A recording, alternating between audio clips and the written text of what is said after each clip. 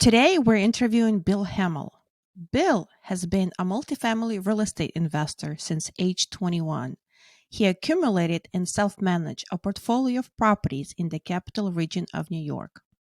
Bill has purchased over 65 million in real estate throughout his career and currently focuses on large multifamily opportunities in the Tampa and Gainesville area of Florida. Bill is also known as the Collector of real estate. he's also known as the collector of real estate. Hi, Bill.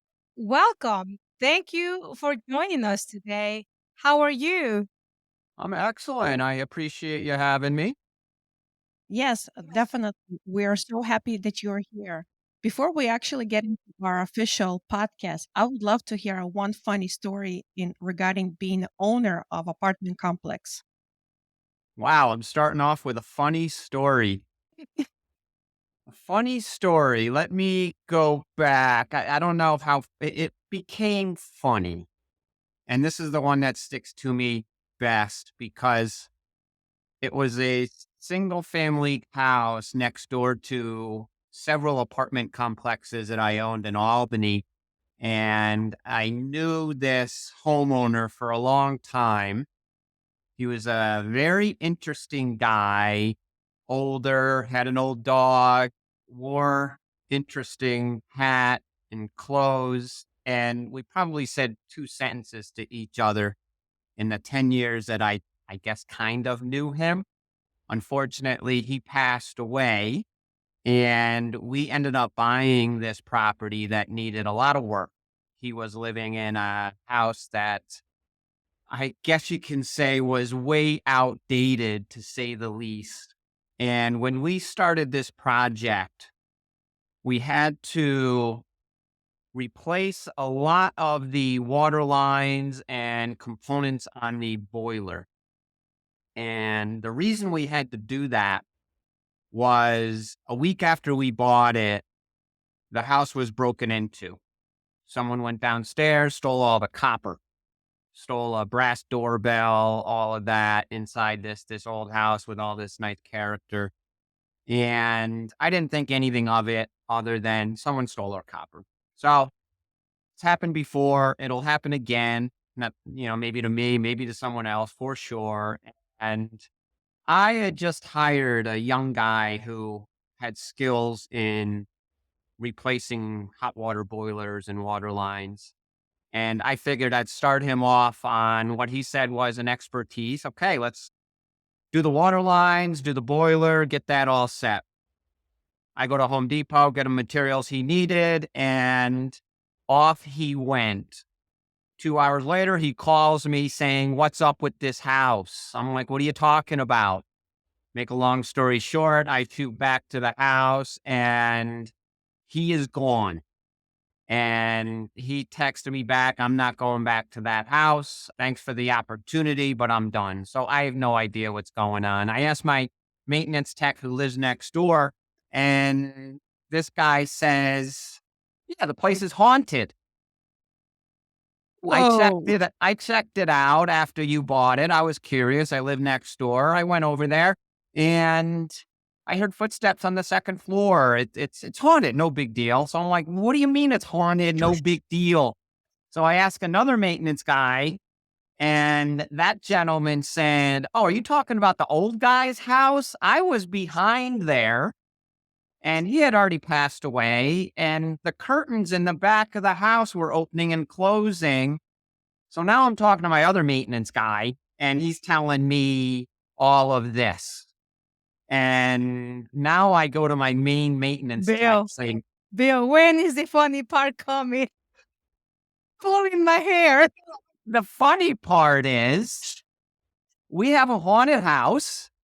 I get to my main maintenance technician who is now working in the house. He knows the whole story. And we just think that our maintenance technicians are screwballs. So it's funny to us until he calls me saying, "Hey, Bill, I'm not afraid of ghosts or anything like this, but I've opened up these walls and there's pipes rattling. There's all sorts of stuff happening. There's no water to the building. There's no power to the building. And I would just appreciate it if you'd give me a second guy or a third guy here because I'm not that comfortable. So, that's where I started this. I don't know how funny the story is. It was funny to me because I had 4 different people on my crew experience characteristics of a haunted house. So I get to soak this in, go home, talk to my wife, being like, I'm laughing. So to me, it was funny just explaining it to anybody that we had this haunted house. At that point, we always had at least 2 or 3 people on the job. And we started restoring plumbing, hanging walls, finishing the property, and it became a forgotten thing. And my only concern, and it's not so funny at this point, I had to rent this house. So I'm now crossing my fingers. When I rent this house, I'm hoping that I don't get that call from the tenant that's moving in saying there's something wrong with this house. But just to sum up this funny or not so funny It haunted house story, it was no big deal. Tenants move in, beautiful house, never heard of it ever again. And I just think that we had an old man next door that was very unhappy with us tearing his house apart. But then when we rebuilt it, made it beautiful, he was happy. And at that point, he had no problems with us. I actually think it's very funny. We were laughing and entertaining. I actually heard the whole episode on that in your podcast, but we'll talk about it in just a minute. Let's keep Okay. going with the interview. Yeah, it's hilarious. And then the whole team, how everybody's just getting together to work together just so they don't have to be alone with the ghosts. It's super cool. I love it. Hey, Bill, there is so much to this multifamily business. It is a business. And what you do is operations. And that's what we wanted to talk to you. The operation, it might seem that you have people that, somebody does the cleaning, somebody else does the shopping, somebody else does here and there. But what does your day look like in a daily basis? If you can just paint a picture for us. Well, at this current time, I'm no longer a day-to-day hands-on property manager. I was for a long time. And for me, it was being very, very involved with everything back then. So I had a property manager, I had maintenance technicians, I had administrative assistant in the office. So everybody had their job to do. Property manager managed the tenants, rented apartments. Maintenance techs did what they would had to do just to keep that workflow going. And I was basically managing everybody. And I had 45 buildings scattered across the capital region.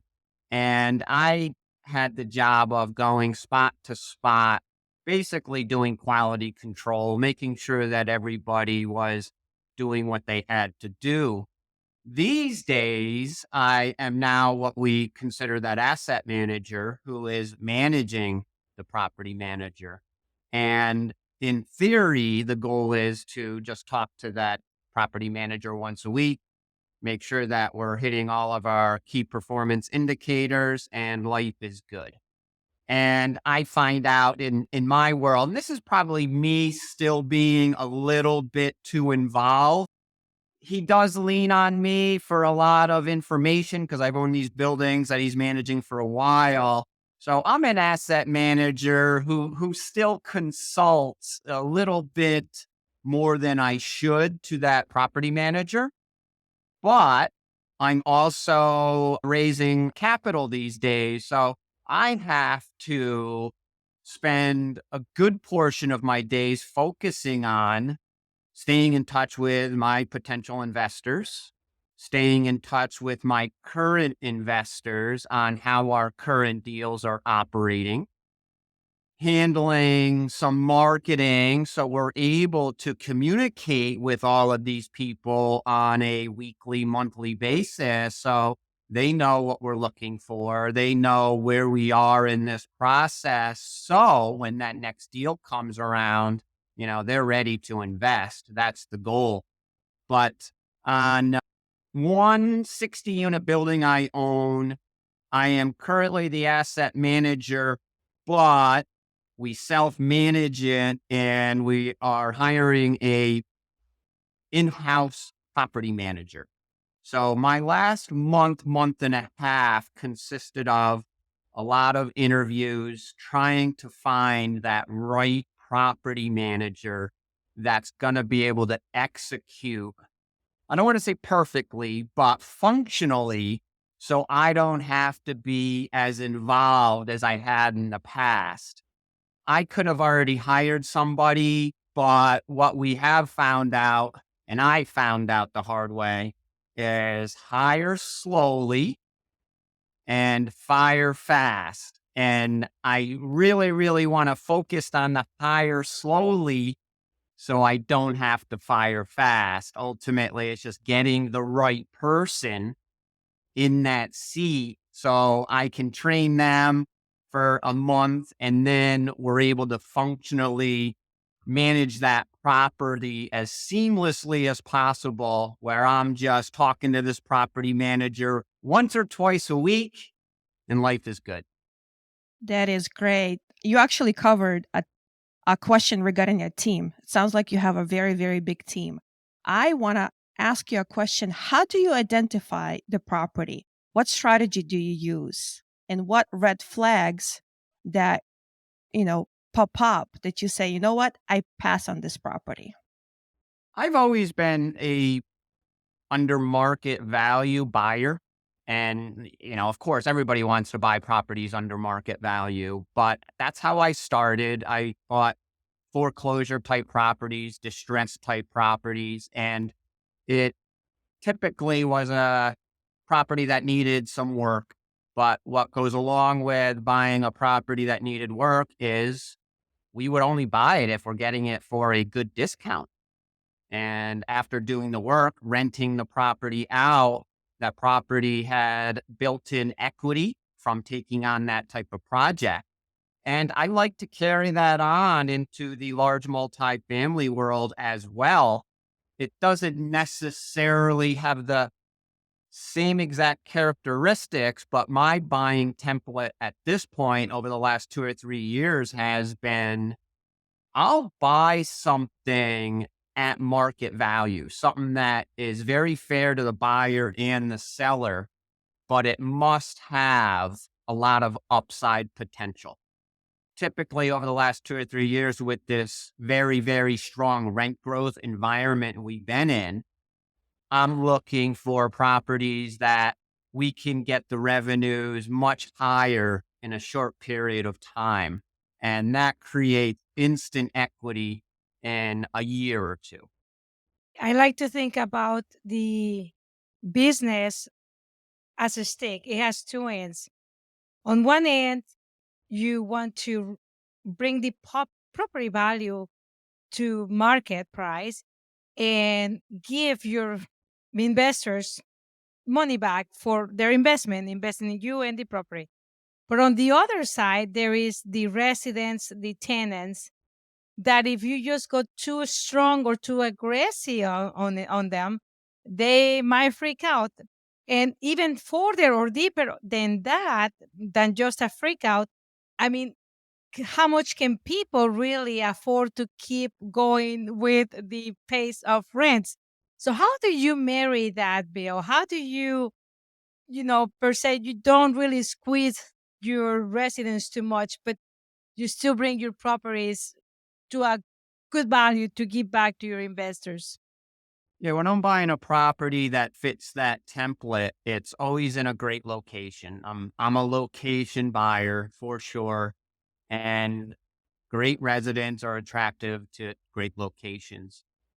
And we like to make the property as nice as we possibly can on the outside and do improvements on the inside so it's a nice place for great residents to live. And Mina, that's a great question because we are in a time that is different than I've ever seen throughout my career, where what is that ceiling rent on certain high quality assets? And when is it going to reach that tipping point of affordability? It's a very interesting question. I'm thinking of a property that I'm currently repositioning that I'm trying to find that ceiling. And we've owned it for 13 or 14 months and the rents just keep going up. And I feel like that we're trained that way. If, for example, I did a video on this the other day, if we're 100% occupied, they tell us then your rents are under market value. And I continued to push. What goes along with that, when we buy these types of properties, we send out a letter to the tenant saying, hey, we just bought this property at market value. And what goes along with that is we do have to get the revenues to a certain point to make it affordable to us. Your rents are, as you may or may not know, well under market. But we do plan on making a lot of improvements to this property. And then we list off all of those improvements that we plan to do over the next year. Is there anything that's outstanding from the former owner that we can do for you? Ultimately, it's just letting them know, yes, we are going to be raising rents, but we do want to make sure that you have a comfortable place to live in because it is a two-way street in this business. I found this out in my late 20s when I was young and dumb. I can clearly say where I just was focusing on high occupancy and great collections. And it just came to a head that service is optimal in this business. It's a service oriented business. And if we're going to expect tenants to pay a premium rent, we have to provide a premium service. It's a two-way street. You are totally right. It's a two-way street, and service is the key, right? Especially customer service. I feel like nowadays, customer service is not what it used to be, but if you are providing that, that's great. I have another question for you. Imagine you have a crystal ball in your hand. What do you see multifamily space? How is it shifting? And how are you going to adapt to that shift? The crystal ball. I'm going to go back in time. I was having a conversation with somebody yesterday on this, and it was discussing the multifamily environment 15 or 20 years ago. No one cared about multifamily. They were more interested in office, retail, strip plazas, that type of thing. And multifamily was, the reaction was, you want to be a landlord? You want to have those types of residential tenants? And it wasn't as sexy as it's become now, where now multifamily is probably the hottest asset class, either that or industrial.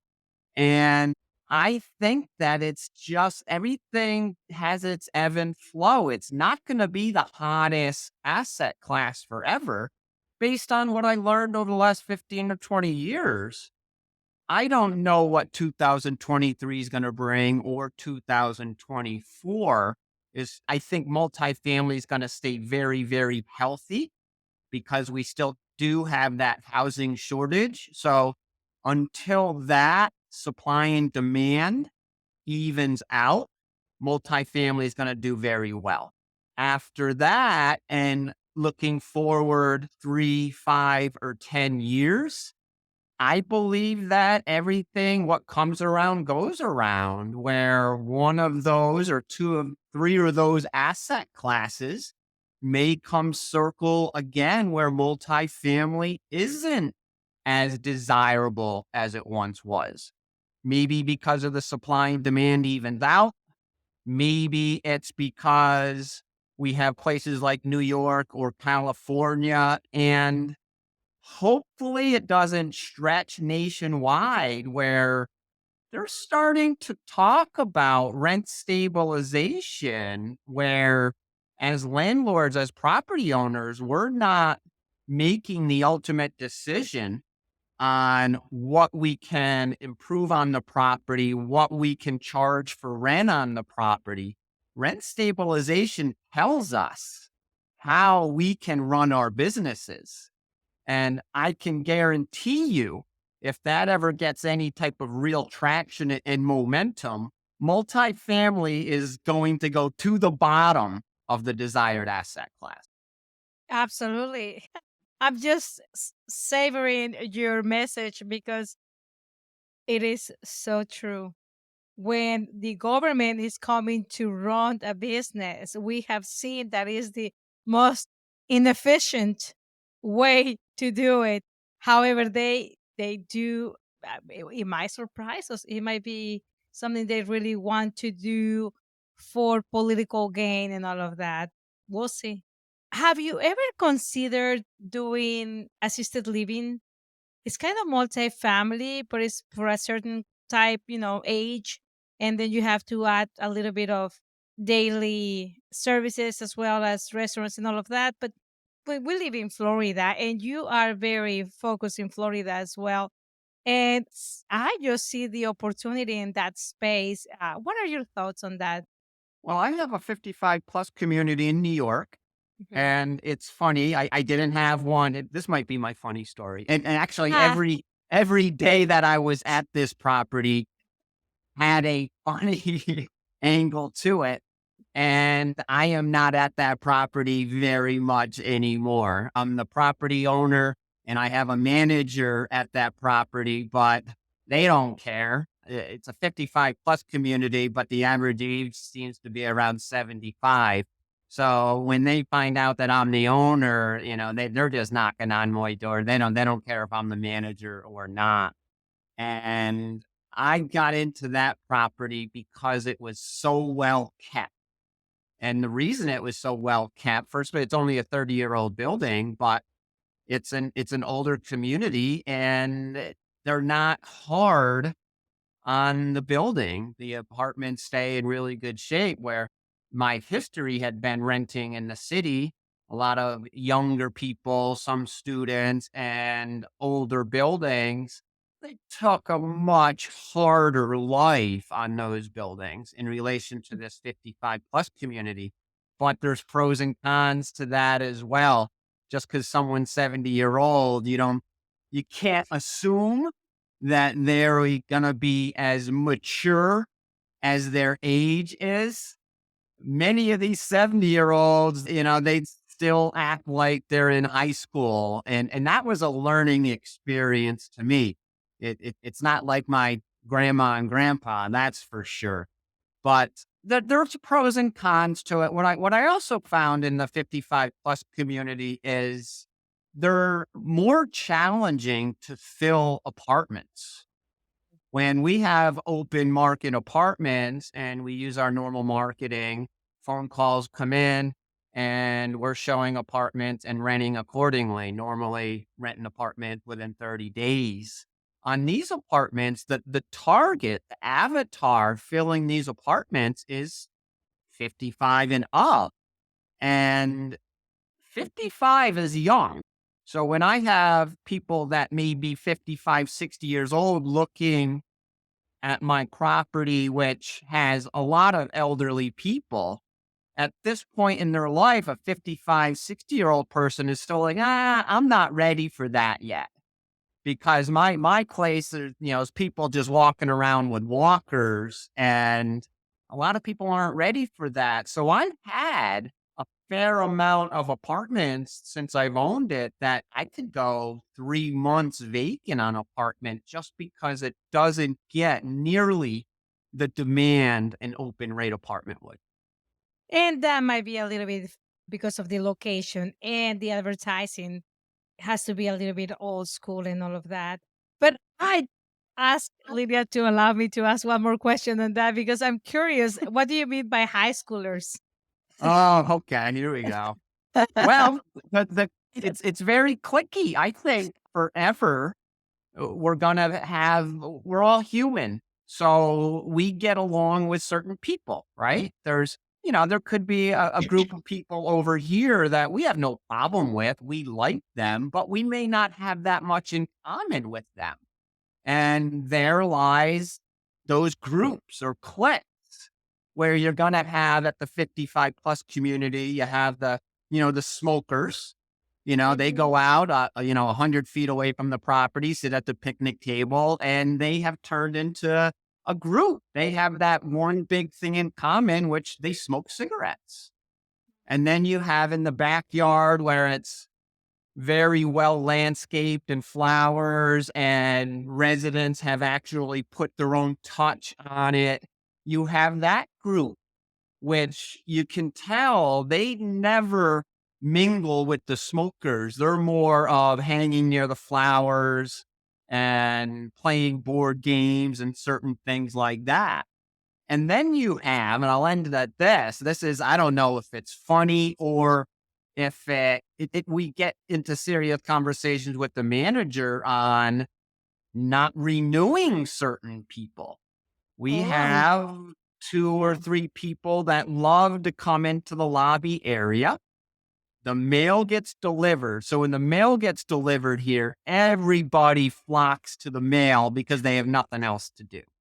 So you have 2 people that always flock with them, and that's when they get to start complaining about everything, whether it be the building, whether it be other residents. It is always something, and they are what I would say, they're just a bad culture fit. They cause problems for everybody. And that's the dynamic. So it just seems like you're back in junior high, high school. I get it. I get it. That's a very interesting story. Hearing this, would you still get into multifamily and deal with all of that? Yes. Yes. Multifamily, the one thing for me, and this is the challenge it's been for me, is freedom. So as real estate entrepreneurs know, we can run our business and enjoy that freedom if we're disciplined enough to give ourselves that grace, I guess you can say. Or as real estate entrepreneurs, we can create this freedom, but unfortunately have a tendency to get a bit obsessed with your business where you're just working 60, 70 hours a week by choice. So we all have choices to make. And this is what I've learned from my journey is it's not all about doing as much business as you possibly can, making as much money as you possibly can, if you're going to sacrifice the most important things in life. And I've learned that over the past 15 years or so. So Lydia, to answer your question, I would absolutely do this. I plan on doing this forever. I just have to make the right choices because I can orchestrate my business however I choose. Real estate is such a lucrative investment that I just need to set it up in a way that I'm involved a certain amount of hours, I'm involved in a certain amount of tasks, but I'm time blocking the other half of my life, and I'm no longer sacrificing the most important things in life, like your relationships with your old friends, building new relationships with new people, enjoying time with your family, not missing any events ever. So that's the beauty of being an entrepreneur. If you make those proper choices, you never miss an event ever again. I love That's great. Yeah, I totally agree with you. So you are known as a collector of real estate and you have so much knowledge. How can people find you, contact you? I believe you even have a podcast and I listen to it and it's amazing. How can people reach out to you, all of our listeners? All right. I love that. The collector of real estate. So we've named our podcast the Collecting Real Estate Podcast. So yeah, feel free to check that out. We've been doing that for a year and a half or 2 years, and we've been talking to people about their real estate collections. But you can find me at hamelrealestate.com. That's HAMEL realestate.com. Go to our website, check out what we're doing, and we'd love to get a hold of you. Thank you so much for joining us this morning, Bill. As usual, it's such a pleasure. We'll see you on Wednesday. Yes, see you. Hopefully, I see you on Wednesday. Thank you, Lydia. Thank you, Thank Nina. you. I appreciate it. Bye. Bye.